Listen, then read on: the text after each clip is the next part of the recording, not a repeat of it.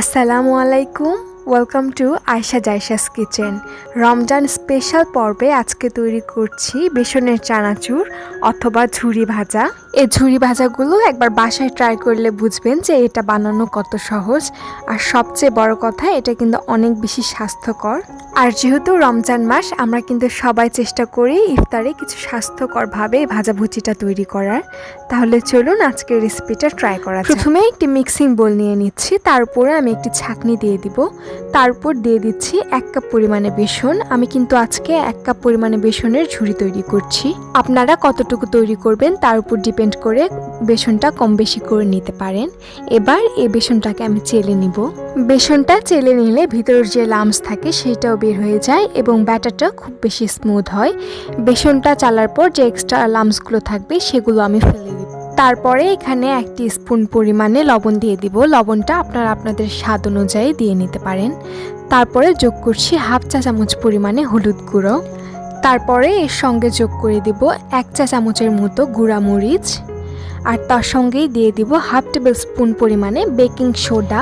বেসনের চানাচুর কিন্তু অন্যান্য চানাচুরের মতো অত বেশি চটপটা হয় না, তাই এই পরিমাণগুলো খুব বেশি করে দেওয়ার প্রয়োজন নেই। এবার এই সব শুকনো উপকরণগুলো খুব ভালোভাবে একবার মিশিয়ে নিচ্ছি। এবার এর সঙ্গে আমি পানি যোগ করব। পানিটা কিন্তু একবারে যোগ করছি না, অল্প অল্প করে মিশিয়ে নিচ্ছি আর অল্প অল্প করে পানি যোগ করছি। এভাবেই কিন্তু ব্যাটারটা অনেক বেশি স্মুথ হয়। ব্যাটারটা আমি কিন্তু খুব পাতলা করছি না, আবার খুব বেশি ঘনও করছি না। এই জন্য একবারে পানিটা কিন্তু দেওয়া যাবে না, অল্প অল্প করে পানিটা দিয়ে মিশিয়ে নিতে হবে। মোটামুটিভাবে মেশানো কমপ্লিট হয়ে গেলে এখানে দিয়ে দিচ্ছি 1 ফোঁটা পরিমাণে অরেঞ্জ ফুড কালার। এই ফুড কালারটা দিলে কিন্তু একেবারে অথেন্টিক কালারটা পাওয়া যায়, তবে এটা অপশনাল, আপনারা যদি না চান স্কিপ করতে পারেন। এবার এই ব্যাটারের সঙ্গে ফুড কালারটা খুব ভালোভাবে মিশিয়ে নিচ্ছি।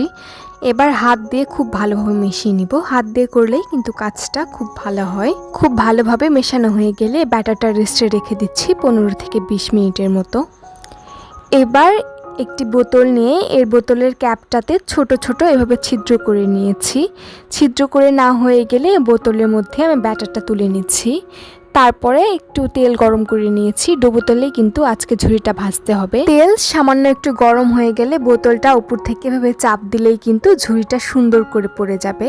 আশা করছি স্ক্রিনে দেখলেই আপনারা বুঝতে পারছেন। ব্যাটারটা দেওয়ার পর ঝুরি ভাজা কিন্তু অনবরত নাড়াচাড়া করতে হবে, তাছাড়া কিন্তু এক জায়গায় লেগে যাবে। এই পর্যায়ে চুলার হিটটা কিন্তু মিডিয়াম টু লোতে রাখতে হবে, তাছাড়া কিন্তু ঝুরি ভাজাগুলো পুড়ে যাবে। সেম প্রসেসে সবগুলো ব্যাটার আমি ভেজে নিচ্ছি।